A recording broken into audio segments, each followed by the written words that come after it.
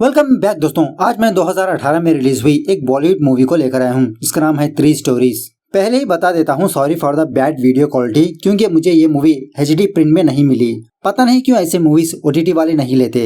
अब मूवी के बारे में बात करें तो टाइटल से ही आपको पता चल चुका है ना कि इस मूवी में 3 कहानियां है। पहले तो मैंने इस मूवी को ड्रामा मूवी समझकर देखने लगा, लेकिन भाई साहब ये मूवी तो कुछ अलग ही लेवल की निकली। मतलब चादर में बिकनी पहनकर बैठी है ये मूवी। हर एक कहानी में एक जबरदस्त ट्विस्ट देखने को मिलता है और इसी तरह मूवी के एंड में भी। आई रिक्वेस्ट यू वीडियो को पूरा देखना जरूर। सच में मूवी बहुत ही मजेदार लगी मुझे और ये मजा सबको देना चाहता हूँ।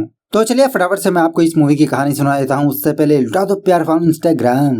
मूवी की शुरुआत में ही विलास नाम का एक बंदा एक ब्रोकर के साथ मकान देखते रहता है। विलास ने अब तक काफी सारे मकान देख चुका होता है, लेकिन कोई भी मकान इसको पसंद नहीं आता और ऊपर से इसके ऑफिस से बहुत ही दूर होता है। विलास अपने ऑफिस के आसपास ही मकान चाहता है। इसी बातों के दरमियान विलास ब्रोकर से पूछने लगता है कि मैंने सुना है यहाँ आसपास मायानगर नाम का कोई एरिया है, क्या वहाँ पर कोई मकान नहीं? ब्रोकर कहने लगता है सर वहाँ पर तो एक अच्छा खासा मकान है, लेकिन उसका रेट बहुत ही हाई है। विलास कहने लगता है अरे रामू जी, आप रेट छोड़िए, पहले मुझे मकान दिखाइए। सो वो ब्रोकर विलास को मायानगर नाम के एक चौल के पास ले जाने लगता है। इस चौल में लीला नाम की एक बहुत ही खूबसूरत औरत रहती है जो हमेशा अपने मोहल्ले के मर्दों को अपने पास आकर्षित करती रहती है। उस चौल के सारे मर्द लीला पर लट्टू ही होते हैं।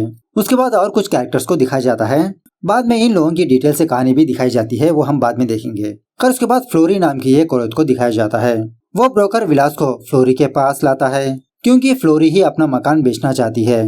घर के अंदर आने के बाद विलास को ये घर बहुत ही पसंद आने लगता है। वो ब्रोकर विलास को कुछ बातें बताने लगता है कि सर एक्चुअली ये मकान बहुत ही दिनों से बिक्री पर है, लेकिन कोई भी खरीदने के लिए नहीं आया क्योंकि फ्लोरी मैडम इस मकान को 80 लाख में बेचना चाहती है। ये रकम सुनने के बाद विलास के भी होश उड़ने लगते हैं। कहने लगता है कि इस मकान की कीमत तो 20 लाख रुपए होना चाहिए। ब्रोकर कहने लगता है अरे वही तो सर, पता नहीं क्यों इस पागल औरत ने अपना मकान का कीमत इतना बढ़ा के रखा और इतने प्राइस में बाहर अच्छा खासा फ्लैट भी आ सकता है। खैर सुबह जब फ्लोरी इन दोनों के पास आती है, विलास थोड़ा प्राइस कम करने के लिए कहता है, लेकिन फ्लोरी ने ये बात ऑलरेडी उस ब्रोकर से बात कर लिया था कि 80 लाख रुपए से 1 रुपया भी कम नहीं। खैर जो भी हो, विलास उस घर को घूमते हुए देखने लगता है। सो पता चलता है कि बेडरूम में फ्लोरिंग का काम थोड़ा पेंडिंग है। विलास कहने लगता है कि ठीक है मैडम, मैं आपको बाद में इन्फॉर्म करूंगा। उसके बाद विलास और वो ब्रोकर उस घर से बाहर आते हैं। विलास सोचने लगता है क्या इस घर को खरीदूं या ना खरीदूं। अगर खरीद लिया तो इसके ऑफिस का पास होगा। सो फाइनली विकास इस घर को खरीदने का डिसाइड ही कर लेता है। घर के पेपर्स मंगवाकर सिग्नेचर कर देता है। उसी तरह फ्लोरी को 80 लाख का चेक दे देता है। तब जाके फ्लोरी विलास के लिए कॉफी ले आती है और तब तक वो ब्रोकर उस घर से जा चुका होता है। बातों ही बातों में विलास फ्लोरी के बारे में पूछने लगता है। फ्लोरी अपने बेटे के बारे में बताने लगती है कि एक्चुअली फ्लोरी के बेटे को बचपन से ही चोरी करने की बहुत आदत थी। कभी इस घर में चोरी करता, कभी उस घर में। चौल के काफी सारे लोग फ्लोरी के पास आकर उसके बेटे के बारे में शिकायत करते थे, लेकिन फ्लोरी अपनी बेटी की ही तरफदारी करती रहती है। मतलब अपने बेटे को मार पीट कर डांटने के बजाय उसे कुछ भी नहीं कहती, ना अपने हस्बैंड को कुछ कहने देती। इसी दरमियान में जब फ्लोरी का बेटा बड़ा हुआ, स्कूल में एक बहुत बड़ा कांड कर देता है। फ्लोरी का बेटा अपने चौल के लोगों से चैरिटी के नाम पर पैसे लेकर हड़प लिया। खैर और कुछ साल गुजरने के बाद उस चौल में सुहाना नाम की एक लड़की की शादी हो रही होती है। तभी टीवी में ये न्यूज चलने लगती है कि 3 लड़के किसी ज्वेलरी शॉप में घुसकर 2 करोड़ के डायमंड्स चुरा लिया। फायरिंग के दौरान एक लड़का मारा गया, दूसरे लड़के को गोली लगी, तीसरे लड़के की तलाश में है। उसी वक्त फ्लोरी का बेटा जख्मी हालत में अपने घर आता है। फ्लोरी के बेटे को गोली लगी होती है पेट में। मतलब उन डायमंड्स को चोरी करने वाले फ्लोरी का बेटा और 2 और लोग थे और इसी तरह वो 2 करोड़ के डायमंड्स फ्लोरी के बेटे के पास होते हैं। ये डायमंड्स फ्लोरी को देता है। पुलिस अपने बेटे को ना पकड़े इसलिए फ्लोरी उन डायमंड्स को चीनी के डब्बे में मिला देती है। इसी में वो तीसरा लड़का पकड़ा जाने की वजह से वो तीसरा लड़का फ्लोरी का एड्रेस बताता है। फटाफट से पुलिस वाले फ्लोरी के घर आकर फ्लोरी के बेटे को हॉस्पिटल ले जाने लगते हैं। सुबह होने के बाद फ्लोरी और उसके हस्बैंड को ये बात पता चलती है कि ट्रीटमेंट के दौरान इनके बेटे की मौत हो गई और इसके 1 हफ्ते बाद हार्ट अटैक से फ्लोरी के हस्बैंड की भी मौत हो जाती है। इस तरह से बेचारी फ्लोरी अकेली पड़ जाती है। प्रेजेंट पर विलास फ्लोरी से पूछने लगता है तो आपने उन डायमंड्स का क्या किया? क्या उन डायमंड्स को बेच दिया? फ्लोरी कहने लगती है नहीं रे, ऐसे ही रख दिया मैंने। मतलब उन डायमंड्स को बेचा नहीं, इतने सालों तक उसी चीनी के डिब्बे में रखा होता है। विलास पूछने लगता है कि आपने क्यों नहीं बेचा? फ्लोरी कहने लगती है कि मैं वेट कर रही थी, तुम्हारा वेट। मुझे पता था कि वो तीसरा लड़का कभी न कभी मेरे घर आएगा उन डायमंड्स को हासिल करने के लिए। इसीलिए जानबूझकर मैंने अपने मकान की कीमत 80 लाख रुपए रखा। भला कौन बंदा इस छोटे मकान को 80 लाख रुपए में खरीदेगा? वही खरीदेगा ना जो डायमंड्स के बारे में जानता है। इतने सालों बाद तुम आए, तुम्हारी वजह से ही मेरा बेटा मारा गया, वरना अब तक मेरा बेटा, मेरा हस्बैंड मेरे पास होते, मेरे साथ होते। इसी बातों ही बातों में विलास थोड़ा अनकंफर्टेबल फील होने लगता है, मतलब पसीना पसीना होने लगता है, हाफने लगता है। फ्लोरी से कहने लगता है कि वो डायमंड्स कहाँ पर है, मुझे दे दो, वरना तुम नहीं बच पाओगी।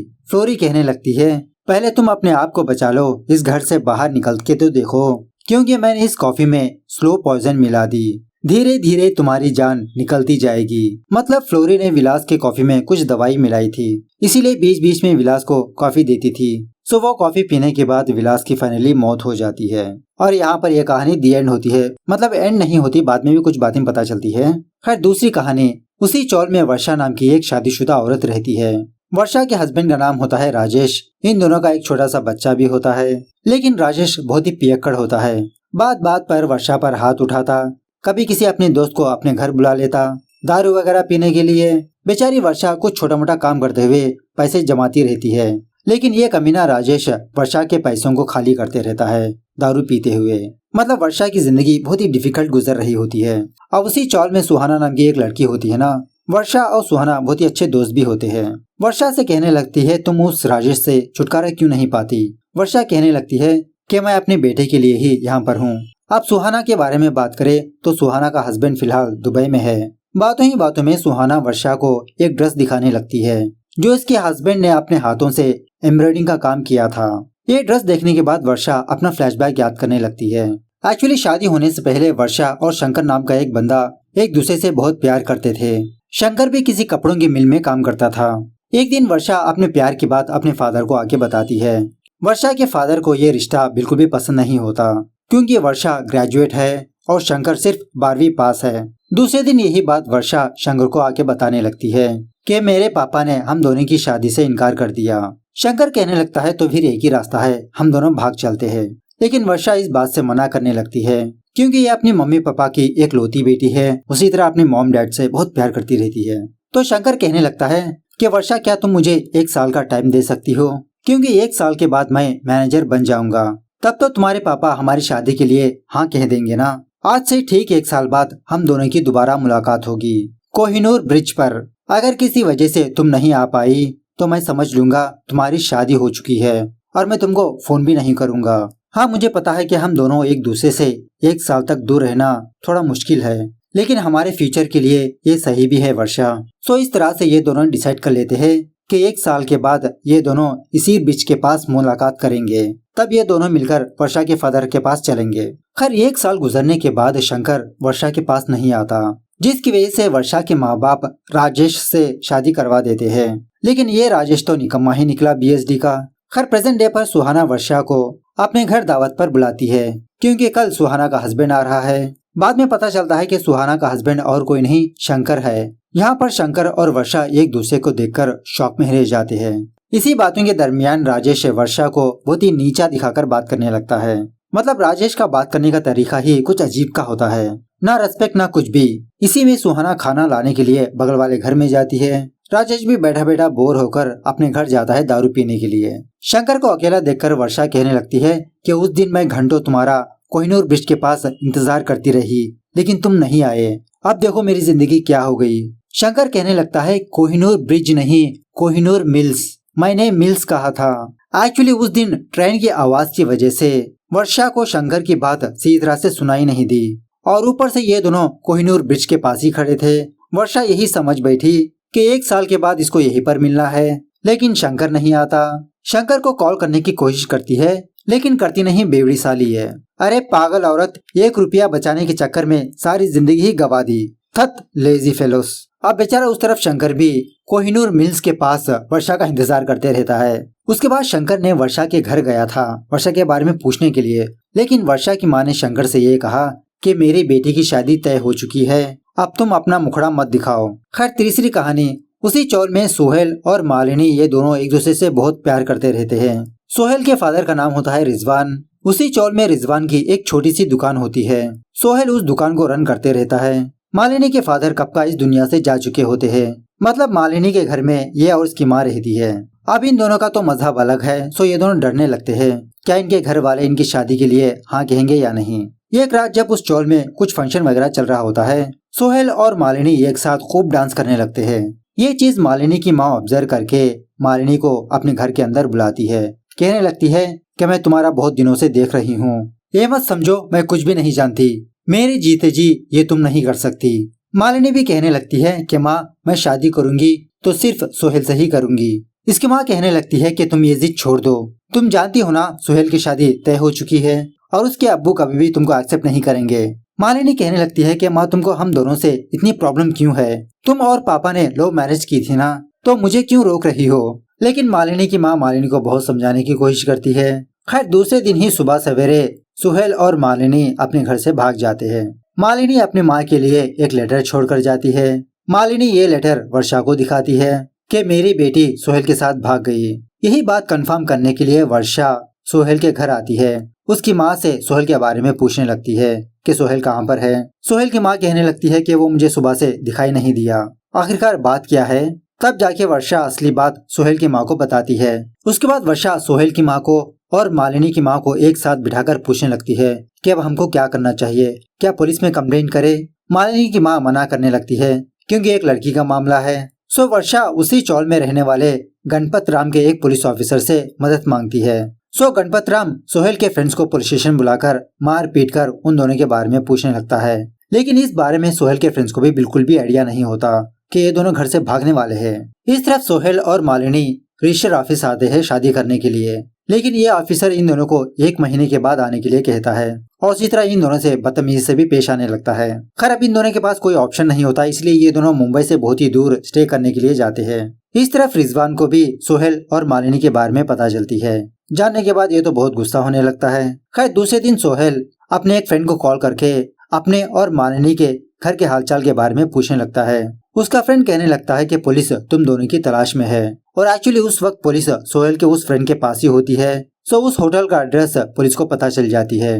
फौरन पुलिस वाले रिजवान वहां पर जाकर इन दोनों को अपने अपने घर ले आते हैं। इस तरफ सोहेल की माँ और मालिनी की माँ की बातों से हमको कुछ बातें पता चलती है। एक्चुअली कुछ सालों पहले मालिनी की फादर की तबीयत बहुत बिगड़ चुकी थी, ऑपरेशन के लिए 20,000 रुपए चाहिए था। मालिनी की माँ मदद मांगने के लिए रिजवान के पास जाती है, लेकिन रिजवान मौके का फायदा उठाकर मालिनी की माँ को पैसे देकर उसके साथ कांड करने लगता है और ये सब कुछ सोहेल की माँ की आंखों के सामने ही चलता है, जिसका मतलब मालिनी और कोई नहीं सोहेल की बहन होती है। अब ये बात मालिनी और सोहेल को भी पता चलती है कि किस लिए मालिनी की माँ ने मालिनी को मना कर रही थी। दूसरे दिन ही मालिनी की माँ अपनी बेटी को लेकर यहाँ से दूर चली जाती है। सोहेल दूसरी लड़की से शादी कर लेता है। अब वर्षा के बारे में बात करें तो वर्षा पुलिस वालों को राजेश के बारे में बताकर राजेश को जेल में डलवा देती है। मतलब वर्षा अपनी नई जिंदगी की शुरुआत करने लगती है। उसी वक्त शंकर वर्षा के पास आकर ये कहने लगता है कि मैं कल दोबारा दुबई जा रहा हूँ और उसी तरह शंकर की बीवी सुहाना प्रेग्नेंट होती है और शंकर ने ये सोचा था कि अगर इसको बच्ची पैदा होगी तो उसका नाम वर्षा रखेगा और उसी तरह वर्षा ने भी अपने बेटे का नाम हरिशंकर रखा होता है। सो फ्लोरी के बारे में बात करें तो फ्लोरी ने अपना मकान वर्षा के नाम करके वो अपने नेटिव गोवा चली गई। मतलब फ्लोरी ने अपना मकान ऐसे ही वर्षा के नाम कर दिया फ्री में। और यहाँ पर बात यह है कि बेडरूम में जो फ्लोरिंग का काम था ना, जो गड्ढा था ना, उस गड्ढे में फ्लोरी ने विलास की लाश को दफना दिया। फाइनली हमको लीला को दिखाया जाता है जो किसी व्हीलचेयर में बैठकर हम ऑडियंस को ये सारी कहानी सुना रही होती है और उसी तरह लीला हम ऑडियंस को एक जबरदस्त ट्विस्ट दिखाने लगती है कि एक्चुअली उस चौल में सोहेल का दुकान तो होता है, लेकिन सोहेल और मालिनी BFGF नहीं होते। मालिनी MBA कर रही होती है, ये दोनों सिर्फ एक अच्छे दोस्त होते हैं। वर्षा और राजेश के बारे में बात करें तो असल में राजेश पियक्कड़ नहीं होता, उल्टा वर्षा बार बार राजेश को डांटती रहती है। राजेश तो बेचारा भीगी बिल्ली होता है। और इसी तरह फ्लोरी और कोई नहीं लीला की माँ होती है। फिलहाल लीला को हॉस्पिटल ले जाने लगती है। गणपत राम और कोई नहीं पोस्टर में लगा हुआ सेक्स डॉक्टर होता है। उसी तरह शंकर एक टैक्सी ड्राइवर। मतलब लीला ने अपने चौल में रहने वाले कैरेक्टर्स का किरदार बदलकर हमको ये कहानी सुनाई। लीला एक राइटर होती है, हर एक चेहरे में, हर एक कैरेक्टर में ये अपनी नई कहानी को ढूंढती रहती है। इस तरह से ये सिंपल मूवी यहाँ पर दी एंड होती है। तो मूवी कैसे लगी कमेंट करके बताना जरूर। मिलते हैं अगली वीडियो में, तब तक take care, bye bye, see you soon.